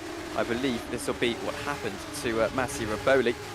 As, well, we go down into turn 1. Where is Massi's on the inside? It was 3 wide, and looks like a case of 3 into 1 won't go. Oh, he tangled with Hasse, didn't he? Yeah, Florian Hasse gets the tangle off with Massi Raboli, and that is bitterly disappointing for Massi. His day just didn't get worse. Here's what happened to Dan Hayek on lap 1. This is why he is now out of this race, and I would imagine it's got to be a pretty violent crash to put him out this early on. It was disconnected. Oh, now that is disappointing for not only for Reading Game but Dan Hayek as well, because there's a great chance of maybe a podium in race 2 here, and that's gone now. Yeah, absolutely. Luke Gray sets the fastest lap of the race. Scott Mitchell-Marm is looking for 6th position ahead of Magnus Ockenhaug, if at all possible. As we go down into turn 4, he's not able to get the run, if you can see at all here in the incredible amounts of spray that are being kicked up by these FS2 cars, roughly Formula 3 spec. If you're just joining us in GPVWC, notes actually, I should probably mention this for administration reasons. Oh. Kuiper down the inside, he's going to get almost a half spin on against that Ferrari T1 car, but Eunice Carula. Yeah, Eunice Carula, so he's not quite able to get away through there, and well, in the end has to do a bit of saving work. But team applications now out for 2024, so if you're interested, you can go find that on the social medias. Well, I think I might, Tom. There goes Magnus. I know you might, as Magnus down the inside of Joe Gillett. Joe Gillett holds on to 5th. Here we go. So Gillette continues to defend that 5th position from Ockenhaug. This is a rerun, of course, of what happened in race 1, where these two fought, and Scott Mitchell-Marm is there as well, sliding as he desperately tries to keep Bobby Vakanov at bay as well. So we've got a 4-way fight here for 5th position. And there's then a bit of a gap to Jörn Dix, who's trying to keep pace with Luca Gray, who was a tenth faster than Boulier on the last lap. He's still got to dispense of David Wasserman, who now sets fastest lap himself, 2 tenths quicker than Maxime Boulier ahead of him. So it's chopping and changing between them as Bobby Vakanov, is that him trying to go up the inside into turn 1, then having to back out there against Scott Mitchell-Marm. And Bobby is going to try and attack Scott Mitchell-Marm with a better exit, maybe out of turn 3. He won't get the better exit. Luca Thylin will get a good exit though. He's attacking Dan Hutt down into turn 4. Needs to get the braking performance. Dan Hutt holds it around the outside line. Luca Thylin has the shorter run. Forces down a little bit wide. That'll allow Craig Patterson to go through on the inside line. He gets himself up into 10th position. Thylin through into 9th. So that is a piece of fantastic racing between the 4. Oh dear! Oh, and Patterson drops it. But he holds on eventually, though actually he doesn't lose the position either, so all fair in love and war for Craig Patterson. And, well, no harm, no foul, I suppose. Better thing to say there. Let's have a look at Magnus Ockenhaug. Yeah, that must have been scary, though, for the likes of Luke Mitchell and Dan Hutt just coming in and just finding this Prado one sideways through Ferradura. But yeah, full credit to Craig. He was able to get that one under control in time and save it, as you say. But yeah, Ockenhaug here now getting a bit frustrated, I think, behind Joe Gillette, and now he's going to have Scott Mitchell-Marm starting to slipstream in the spray behind him and looking to find a way through as well. So really, Joe Gillette very much impressing in this race too, in treacherous conditions, able to keep it on the island and keep really fast drivers behind him. Yeah, and now down the inside goes Magnus Ockenhaug. He's going to try and get the move, but Joe Gillett once again has the better performance on the brakes, impressing for Scuderia Cap Clay in his debut in that car. 3 cars in 3 late races. Here is Scott Mitchell-Marm in the slipstream of those ahead of him. Magnus Ockenhaug will be looking for round 2 with Joe Gillett here into turn 4, but not able to find his way through either. Scott Mitchell stays behind down into turn 4 in 7th position. Ockenhaug now to the inside. You can send it pretty much any part of this track, as is that blue skies I see, Ed. Perhaps does that mean we're going to get a drying phase? Not from what I can see, it's still raining, but I think the rain intensity might have decreased ever so slightly, Tom. So I'm not expecting anyone to come in for dries anytime soon. It certainly looks like the rain has stopped, you know. Look at the blue skies just ahead. I don't see any rain falling on the track, at least from my screen share. All right. Oh, look at that. Dreamers. Oh dear, there goes Thylin down the inside, Ockenhaug, sorry, down the inside of Joe Gillett and finds his way through. That's a fantastic move. Took him a while to get past Joe Gillett, but eventually the staunch defence of the Brit is going to fall away. Battle for the lead though, 6 tenths of a second in between Wasserman and Maxime. And now Thylin up the inside of Mitchell-Marm. Yep, there goes Thylin down the inside of Scott Mitchell-Marm. That'll allow him through. So Scott look to attack Joe Gillett. Maybe made a mistake out of that final corner, and that's allowed Thylin to go through. Scott Mitchell-Marm looks for the counter-attack though now. Down into turn 1, goes to the outside, gets a good run, almost collects Joe Gillett. And, well, in fact, he had to put more brake in means that Thailand goes through, and well, now it looks like we're in conditions to maybe get a rainbow. Yeah, Joe, I think, had to brake really early into turn one. That almost caught both of them out there. Yeah, it's still showing that it's raining on my race view screen, so I'm going to go with that. But look at this. Is that Patterson having a move up the inside of Vakinov and then having to back out into Decido de Largo. And certainly Largo is appropriate because it looks like an absolute torrential lake here. And you can barely see some of these cars in the background as, another move from Phylan up the inside of Joe Gillette into Ferradura. Is he going to be able to pull this one off? No. But he's going to try into turn 8 then. He's going to get himself alongside for the infield. So Joe Gillette is going to have to make him go the absolute long way round. But that's going to become the inside for Pico de Passo. Joe Gillette has no grip. And through goes Luca Phylan into the top 6. And Joe Gillette loses 2 places in 2 laps then as we get to in and around half distance in this race 2, as there's a spin almost, as you see, I can't tell if the rain is coming down ever so slightly. There it is, certainly into that corner. Scott Mitchell-Marm is going a bit deep into that final corner, as down the inside goes Bobby Vakinov.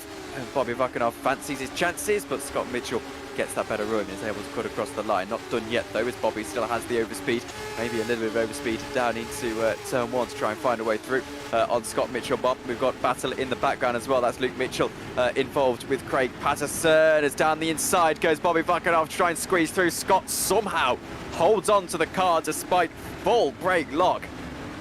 And it's quite remarkable that Scott Mitchell-Marm was able to hold on to that. Battle for the lead between Wasserman and Maxime Bilou. Yeah, there we go. So Luke Mitchell and Noah Tomella overcoming Dan Hutt into turn 1 there. That was what was going on just behind them. But yeah, last lap, 3 tenths quicker was David Wasserman.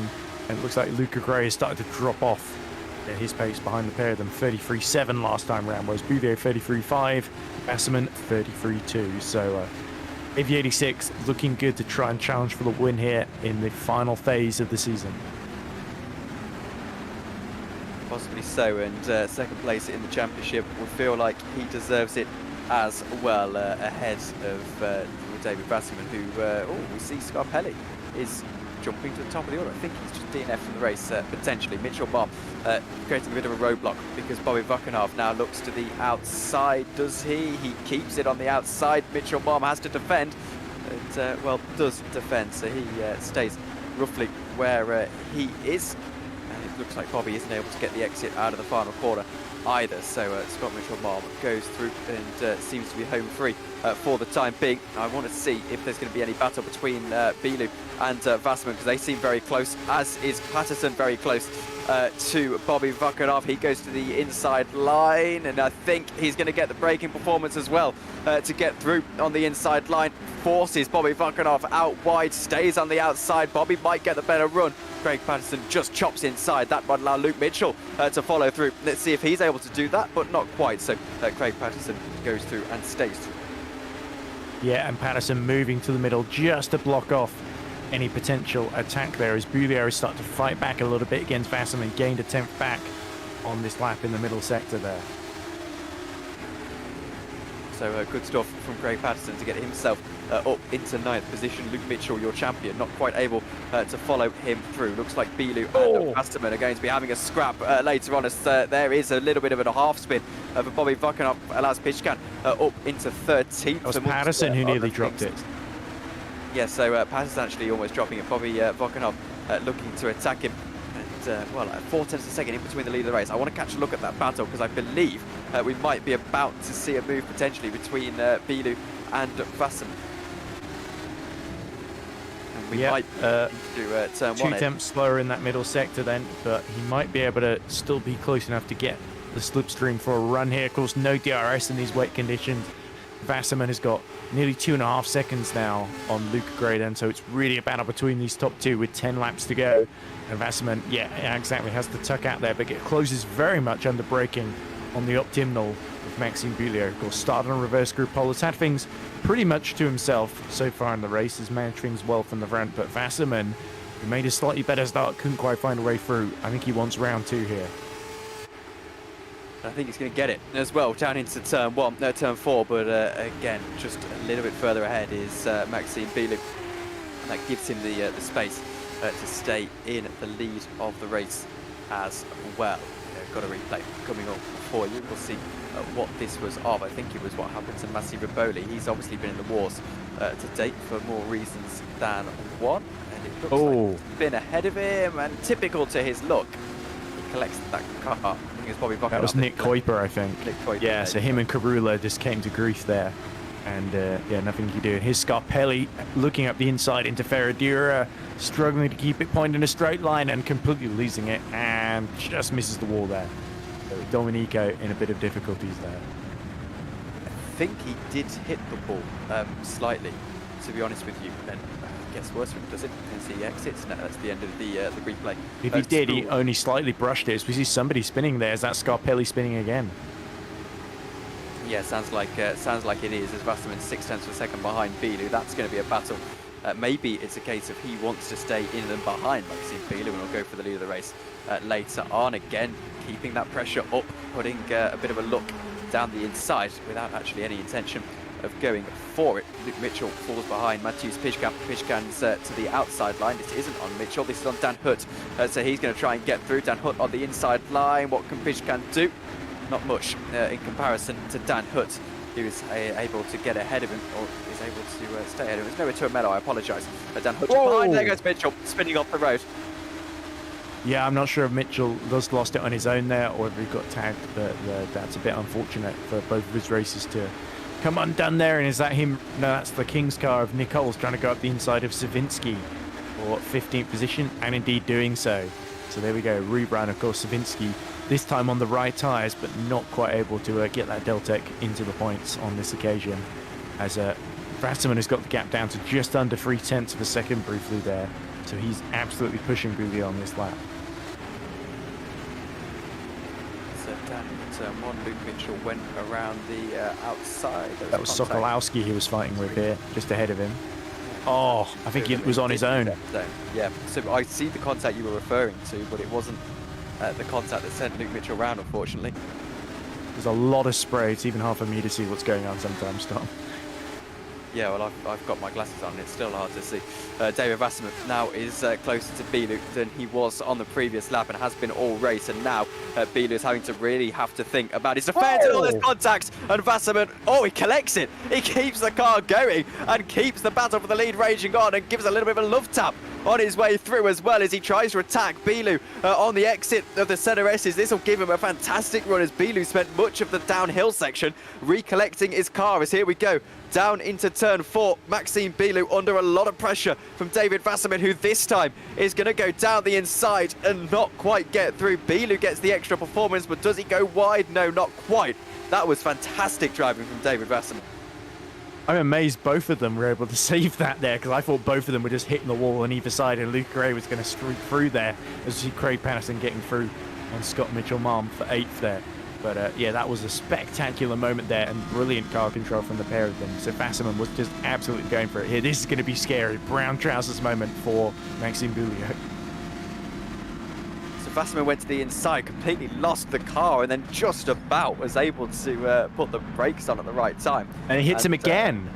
Yeah, I saw the second hit. I thought maybe that was a little bit of a love tap to try and say, what were you doing in that situation?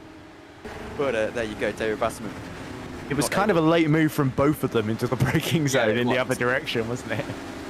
Yeah, absolutely. I don't think either one particularly at fault. I think literally a racing incident. Maybe we'd be saying other things if there was a different consequence to that. But here goes Wasserman trying to go once again, and down into turn 1. Shouldn't get the ability, didn't have the ability to go down the inside this time, and stays like that. Blue skies, but it's still raining into Lagos, so tell me that logic and how all of that works as Wasserman will look for the run out of turn 4. The problem is with that DRS, you're not really going to get a run through the dirty air out of this corner. There's only a little bit of dirty air in these FS2 cars. If you get that run down into turn 3, you really need the turn 4. You really need the DRS to help you, don't you, Ed? Yeah, you certainly do. And without that, it makes, even in these low grip conditions, it makes it a little bit trickier to really get the run you need. And that's why you see so many drivers pulling offline to try and defend, even though it's the part of the track with less grip up the inside into turn 4. But if you look behind as well, there's a great battle between Ray, Dix and Ockenhaug, as we see Jack Nicholls just slotting up the inside of Sokolowski. Matthias didn't quite see it coming there. Jack Nicholls really starting to fight back after a difficult first 2 quarters of this race. Half of this race, I should say. Is starting to fight back and get himself solidly into the points here after his podium in race 1. So great to see Jack Nicholls end the season on a high, as he's certainly had a lot of races where he's just really struggled or not seen the end of. So it's great to see him have a relatively clean weekend. As I say that as Sokolowski has a think of crashing into him at Pico de Pato there and then thinks better of it. Yeah, and the bad thing for Jack Nicholls here as well is that he hasn't really, because of his commitments outside of GPVWC, he struggles to really put a fight for the championship. And same with Scott Mitchell-Barton, both of the Kings Racing guys.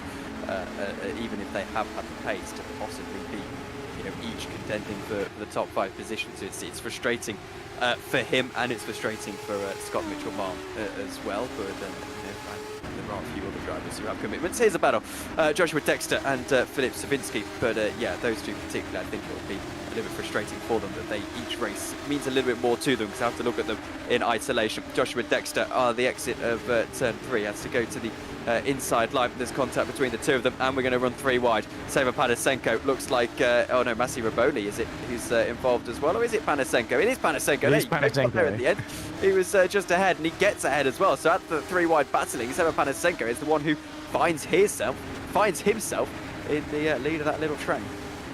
Yeah, it's interesting. Filin is up to 6, so he made great progress in the early laps, whereas Seva and Jack Nicholls both were just struggling to make their way through with all this fighting going on, of the terrible conditions as well, limiting visibilities. We see Filip Savinski going all the way around the outside there to keep Joshua Dexter at bay. Some good driving from the pair of them. Driving for Shaw, and that allows Filip Savinski to maybe look in the inside into the final corner. He's not able to find a way through. Joe Gillett under pressure from Craig Patterson. It's a shame for Joe, because he clearly just hasn't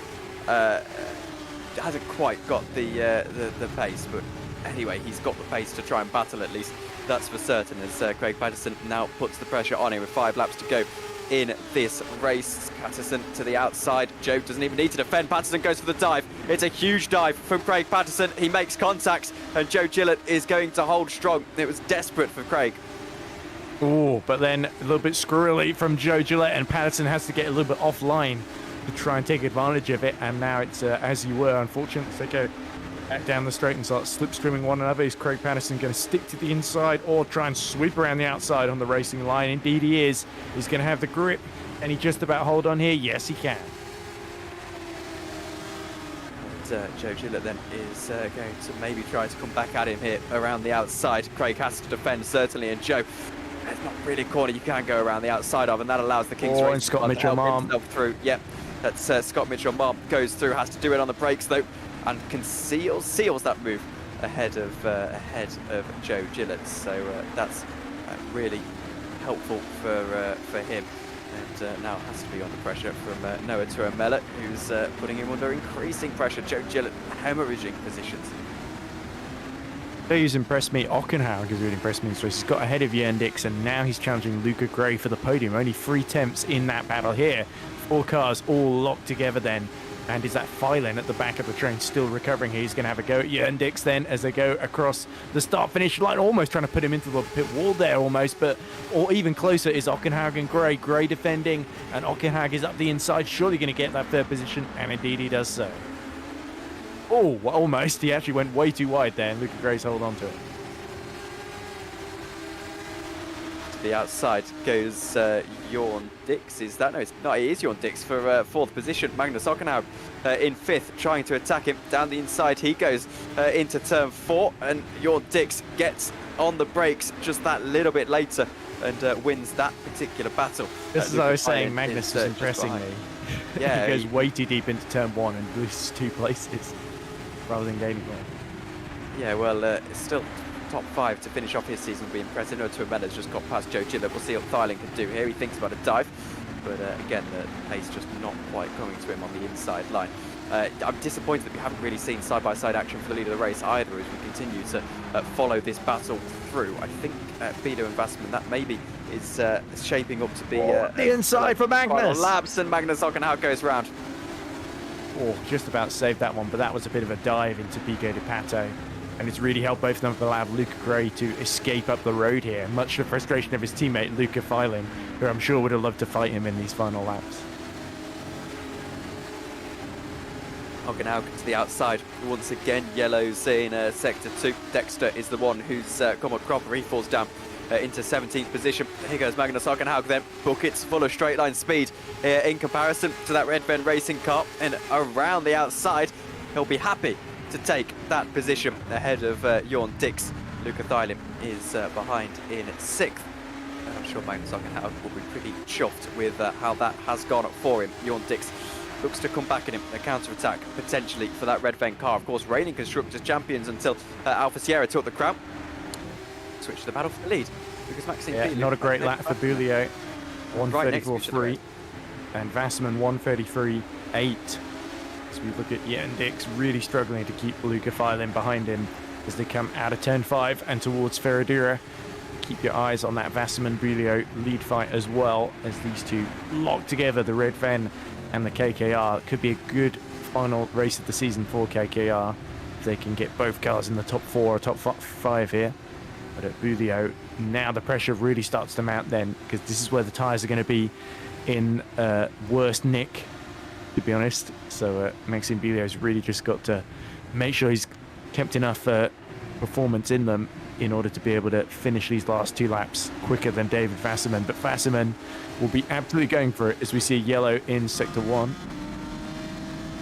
We'll do, and we'll see if heading on to the penultimate lap of the race, David Vasserman is able to find a way through. He's got the slipstream on Maxime Bielou, and he's got a lot of speed as well at that. Here comes David Vasserman, KV86 powerhouse for the lead of the race. To the inside he goes. Bielou perhaps better on the brakes. Vasserman with the inside line though, and Vasserman to the lead. Yeah, a little bit of contact made there. Bielou was still trying to hold on around the outside, but didn't have anywhere near enough overlap to really make anything of that there. So Vasserman incredibly patient in this race. And I think Wasser is German for water as well, so maybe it's appropriate that he's gotten himself into the lead here. But now he needs to make sure he holds on, doesn't make any silly mistakes here that lets Maxime Bielou take advantage. We're heading through into the final lap of the race very, very shortly. This is the penultimate lap, of course, and Maxime Bielou will be pushing David Vasserman right to the end. Meanwhile, Luca Thylin is attacking Jorn Dix, and Ed, this one's going to go to the wire. Oh, it certainly could. Filin, who of course won the first race, looking very quick, but still struggling to keep it pointed in a straight line. Looks like Ockenhaug has dropped behind them again since we last saw them. So they all just keep changing positions, and Jorn Dix holding onto 4th by the skin of his teeth in that Red Van as they fight to really try and stop KV86 beating them in the Teams Championship. But it's going to be close, but I don't think Jorn Dix is doing quite enough on his own. They really needed Scarpelli up there as well. Here comes the battle for the lead then. Heading on to the final lap of the race, Maxime Bielou has held it virtually since lap 1. David Vasserman snatching it away in a heist towards the end of the last lap, and now Maxime Bielou, one chance to steal it back. Here we go, down into turn 1, and Vasserman has the straight line speed. Bielou puts the brakes on, and we'll see if he can get the run as we go down into turn 4. In the background, Thylin is looking to get himself into 4th position ahead of Jorn Dix. Jorn Dix holds the inside line. Thylin looks to swoop all the way around the outside line, stays on the inside. Jorn Dix is under immense pressure here, but looks like he's held on. They'll stay side by side as they're side by side for the lead of the race. If we could get a look for that, and Maxime Bielou is going to take the lead around the outside, stay side by side with David Vasserman all the way up into turn 8. It will be turn 6 and 7, I should say, rather. And David Vasserman holds the lead. Maxime Bielou is by no means done yet. He will try and get a bit of braking performance here down into the hairpins as we go through sector 3. Luca Thylin still side by side further behind. Bielou has no way through for the time being. He's got a couple more corners in order to try and find the move. One more major braking zone, 2 more major braking zones, really, this being one of them. And David Vasserman at the moment is holding on, but he knows that threat under the slipstream is going to be immense as we go into the final corner of the final race of the season. Maxime Bielou trying to add one more win. David Wasserman trying to add a win in the season. Here goes Maxime Bilou then, has got the slipstream, and we're going to be drag racing all the way to the line in the final race of the season. And David Wasserman right now looks like he is going to hold on, and hold on he will. A fantastic drive from David Wasserman to finish 0.2 of a second ahead of Maxime Bilou at the line. But Ed, it looks like there's going to be more drag races further back. Yeah, Yendik's just going to hold on from Filin and Okinawa. Okinawa got a little go at getting past Filin in the middle sector there. Was briefly ahead on the timing screen, but unfortunately him not quite able to pull it off there. A very, very good ending to the season there. And Wasserman, I think, did really, really well to see the attack coming from the outside. So here we go. This is the replay. So Wasserman pulls to the inside. Bulio goes to the racing line, tries to go all the way around the outside. This is a really tricky move to defend against, and hard but fair from Wasserman there. He just kept himself just on the racing line himself as well, just to make sure that Bulio couldn't slot ahead there. Yeah, and I think any protest of that move would result in a fairly frosty response from the stewards. Absolutely nothing wrong with that. This is Matthew's pitch can. Oh dear. He's behind Vakinov then. Yeah, I can imagine what's happened here. Goes down the inside, dive bomb, and from my perspective, albeit a little bit with tinted glasses, I think maybe Vakinov hasn't really seen him coming there. Well, he's desperately trying to get out of everyone's way as well. Poor Mateus. Kind of sums up the in-game season set. Although Mateus did, of course, win in Monza, which was a big milestone. But he's certainly not had everything go his own way. As Riboli, oh dear. It's not been Riboli's day, has it? He's done the Luke Mitchell move there, sadly. Yeah, I feel so bad for him. He's got a Constructors' Championship for his troubles, that's for sure. But in terms of actually getting into the top 3 in the drivers, well, it's not going to be for Massi Riboli through no real fault of his own throughout the course of this round in particular. Had the pace to go and win the whole thing. But that's racing for you, unfortunately. Let's take a look at your results then for one final time this season in GPVWC FS2.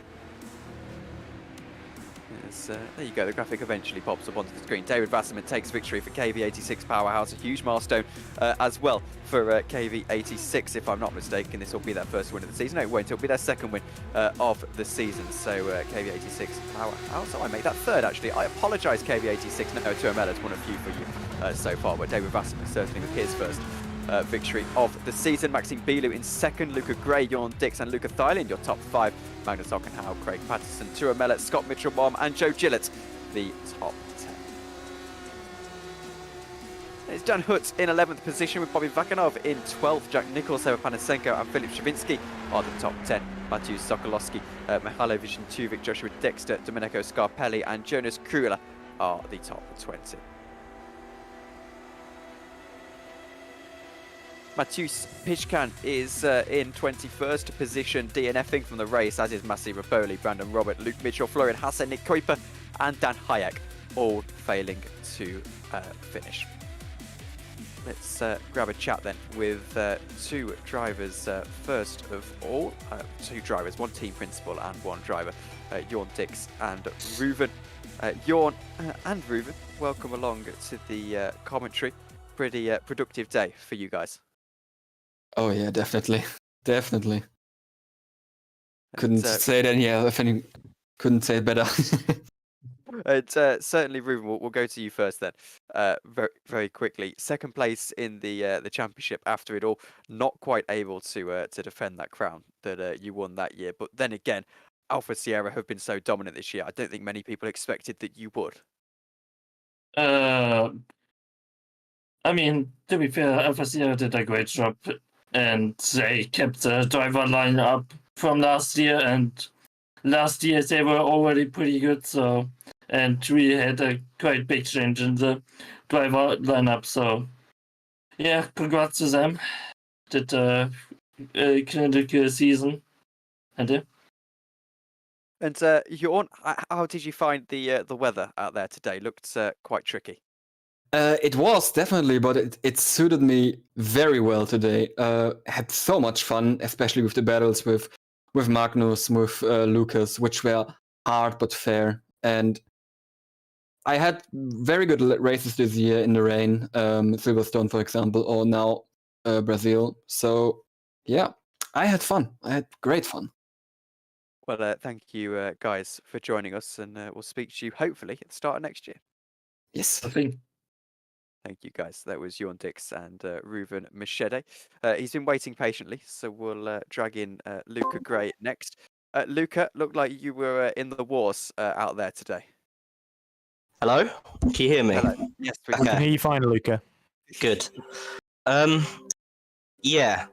I mean, first race I've done since I think it's Monza, because I had my broken wheel.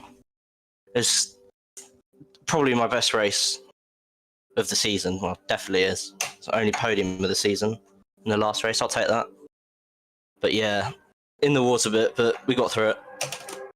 Yeah, absolutely, and pretty happy with the podium as well.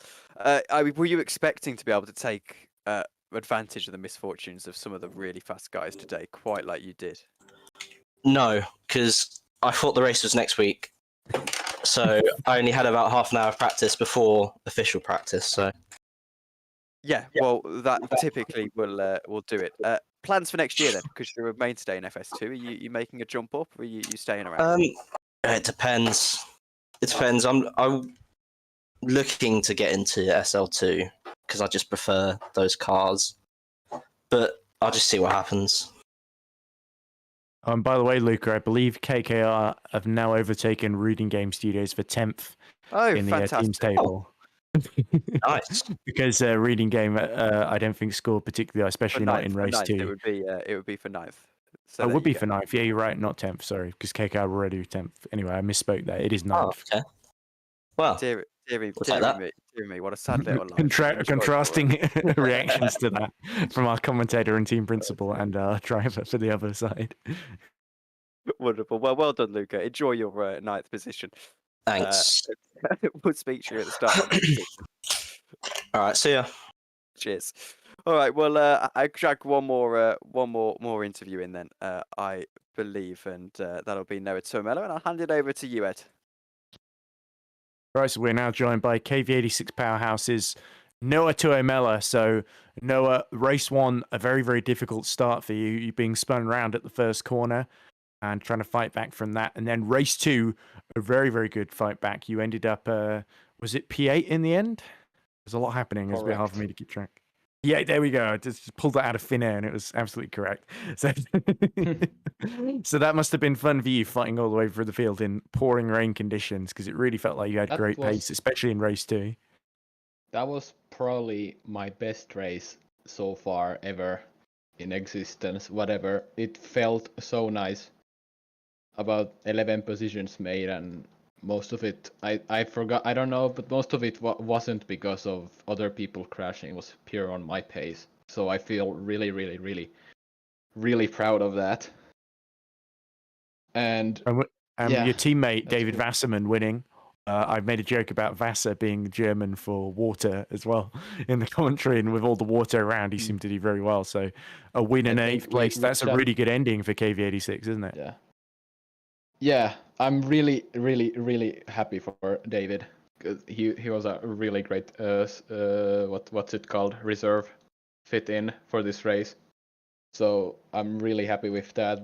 We nearly lost, I think, 4th in the constructors, but thanks to him, I think we just about made it and kept it, which is really good. Because Priority 1 scored quite well in the first race as well, so the pressure was very much on, and KV86 kept it together when they could. So congratulations on 4th in the points, Noah. So 2 wins this season, quite a few podiums.